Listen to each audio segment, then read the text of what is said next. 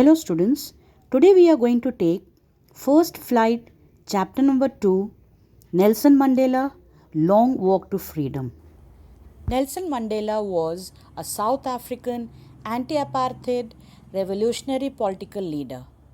He is undoubtedly an international hero who spent his entire life fighting against racial oppression in South Africa. In 1993, he won the Nobel Peace Prize, and in 1994, he went on to become the first black president of South Africa. He is respected as a vital force in the fight for human rights and racial equality. Long Walk to Freedom is the autobiography of South African President Nelson Mandela. First published in 1994, the book covers the entire lifespan of the African president from his youth in apartheid South Africa, his coming of age and education, his embrace of political activism, and his role in the anti apartheid movement. It talks of his 27 years long prison term after being arrested as a terrorist for the role he played as the leader of the then outlawed African National Congress.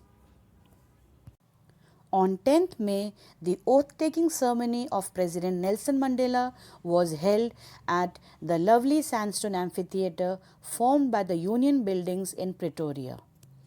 A huge gathering of international leaders and dignitaries came to pay their respect to him.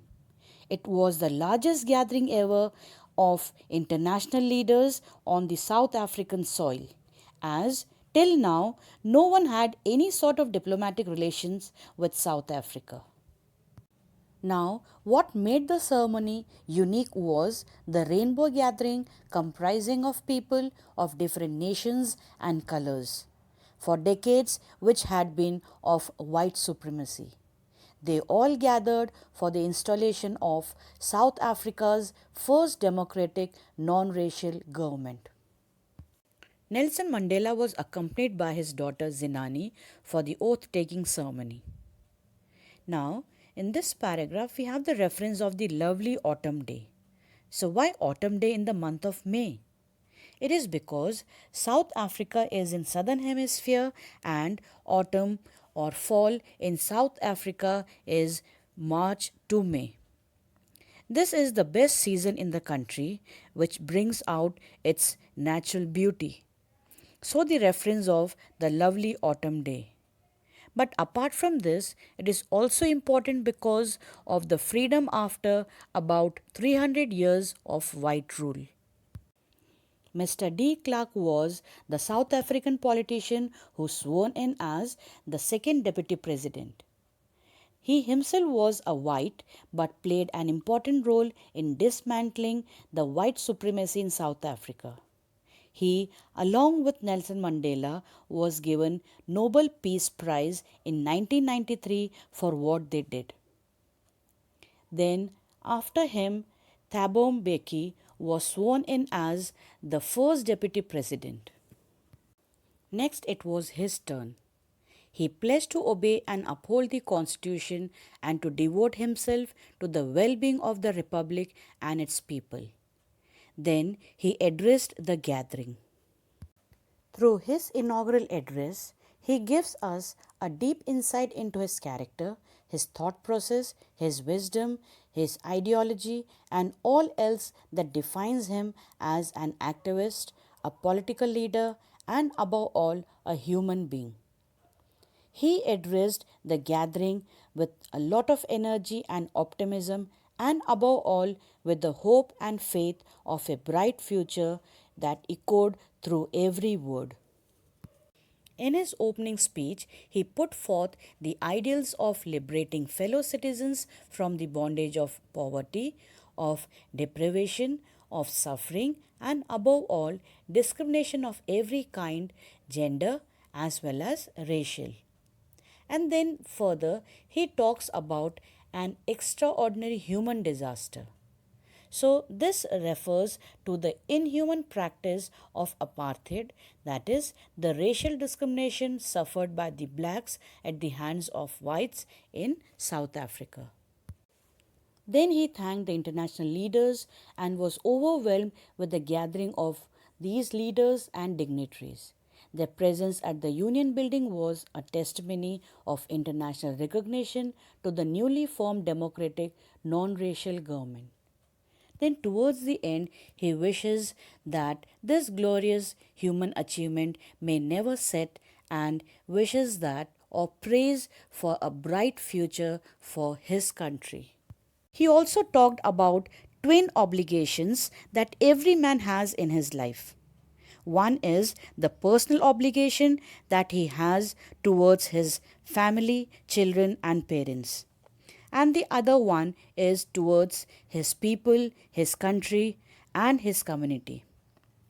But in South Africa, people couldn't fulfill it as they didn't have political rights or freedom. So, ever if they tried to do it, they were brutally punished and they were isolated from their family and from the society. Mandela defines freedom and says, I was not born with a hunger to be free. I was born free, free in every way that I could know. Freedom has many aspects. Like any other child, for Mandela, freedom meant to be merry and enjoy the blissful life. Free in every way. Freedom to run, freedom to swim, freedom to roast millies and ride on the bull's back. As long as he obeyed his father and the customs of the tribe, he was not troubled by the laws of man. It was only later on that he realized his boyhood freedom was an illusion. Now, what do you mean by illusion? Illusion means something that appears to be real but not real there. So, as a student, he wanted freedom only for himself, freedom to study, to stay away at night, and to have the freedom to go anywhere. But he discovered that his freedom has already been taken away from him. He experienced the horrible racist situation in Africa during his time. As an adult, he yearned for the basic and honorable freedom. Freedom to achieve one's potential, the freedom to earn, freedom to marry and have a family, and the freedom to live a lawful life without any obstruction. Mandela's desire for freedom changed him into a great man, a statesman, and a visionary.